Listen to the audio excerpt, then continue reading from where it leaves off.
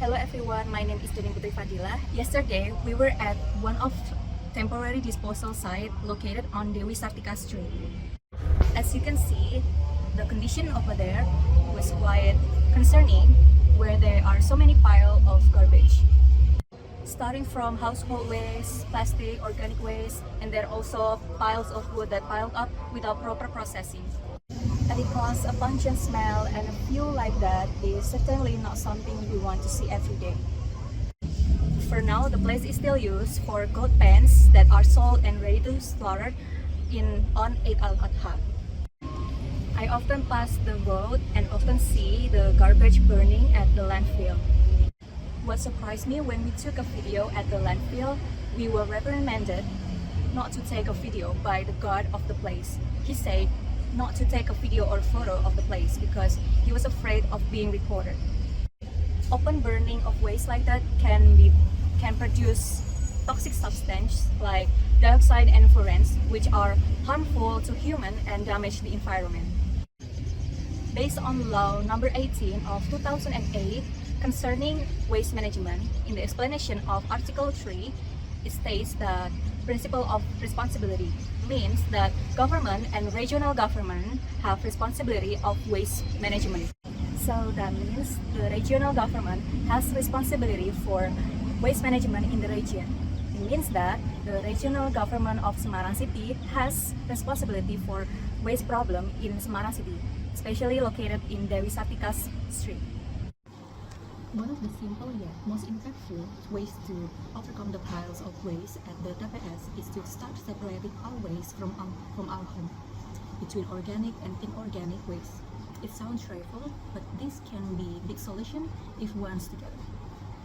Organic waste is waste that is easy to rot and comes from natural materials. For example, leftover food such as rice, vegetable, fruit, stale fruit, bones, and others.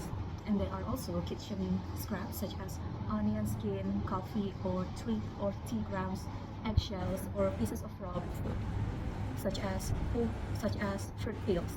Even waste from our home, gardens, such as dry leaves, grass, small twigs, and wildflower are also indeed.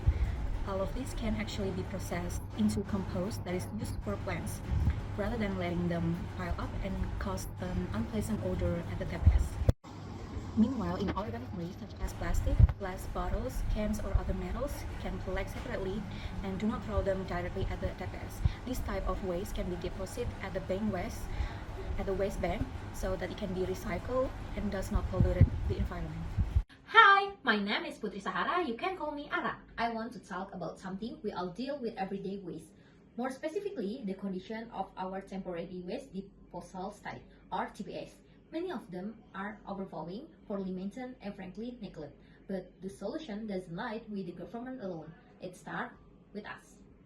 First, we need to involve local residents. Waste management works best when the community is part of the system. Let's create simple things. Trust disposal schedule, regularly clean updates, and reporting system when TPS start to overflow. Everyone has a role to play. Second, the garbage collection schedule must be consistent.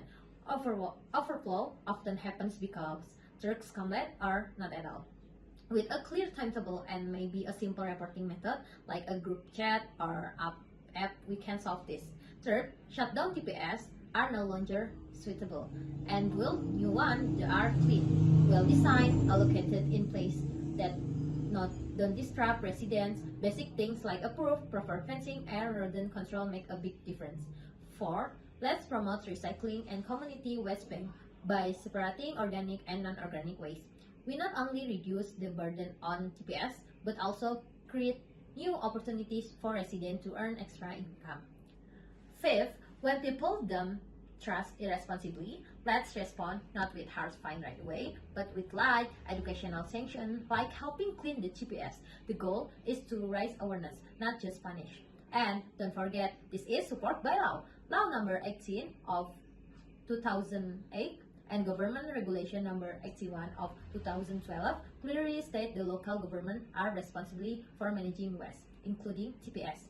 The legal foundation is strong. What we need now is action. In closing, a neglected TPS is just I saw it's a ticking time bomb. The only way to fix it is together. Government, president, and even private companies. Let's not wait for a crisis or a viral video. Let's act now together. Thank you. Hello, my name is Aquino from Bagaskara. And I want to talk about the problem of waste because I think this is an issue that is always talked about. Yes, for a reason, but because this problem is never solved. You see, for me, actually, the core of the problem is as simple as the lack of collective awareness of waste. So this waste problem is problematic from the community to the government. There is no collective awareness. This spreads to everyone. Semarang already has its own rule about waste. It's Perda nomor 6 2012 tentang pengelolaan sampah. And then there is Peraturan Wali Kota nomor 4 tahun 2024 tentang Rencana Induk Pengelolaan Sampah 2023-2042. You see, from the central government there is also Undang-Undang nomor 23 tahun 2014 tentang pemerintahan daerah. Lalu ada juga Undang-Undang nomor 18 tahun 2008 tentang pengelolaan sampah.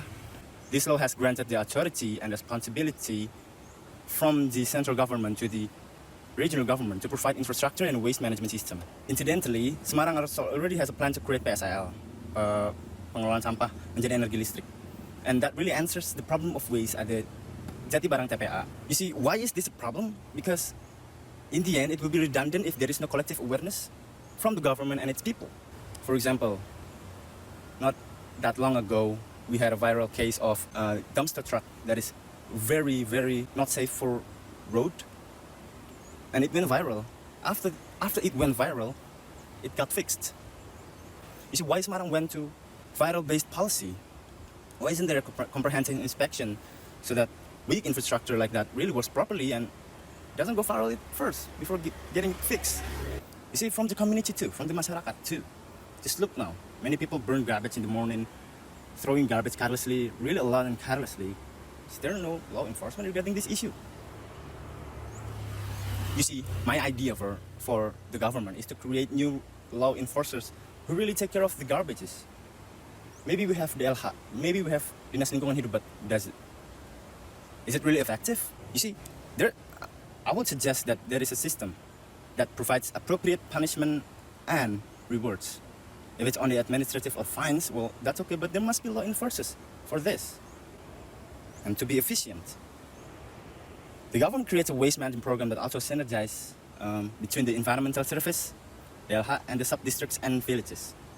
You see, the government must also be transparent and accountable. Why? Because it opens a new road for check and balances by all the elements, from the masyarakat, from the central government, and from any aspect, everywhere, from any element. You know, this is actually very boring, of course, because many people have questioned this before. A lot of people have talked about this before, but why we talk about this, why I choose to talk about this, because this is actually, it's a never-ending thing. You see, we can actually recycle. We can actually recycle those waste or garbages into something that has a higher value. It can be transformed into an energy, and then a plastic waste can be, plastic pellets. Organic waste can become compost. Glass can become glass again, and cans can become cans again. Well, what's the conclusion? If there is a collective awareness, this is a small job to do. Actually, this is actually a small job to do. And things like this will never happen. It sounds like a mere jargon, but collective awareness, it's what makes us Indonesian independent, right? So yeah, that's my 2 cents on waste. Thank you, guys.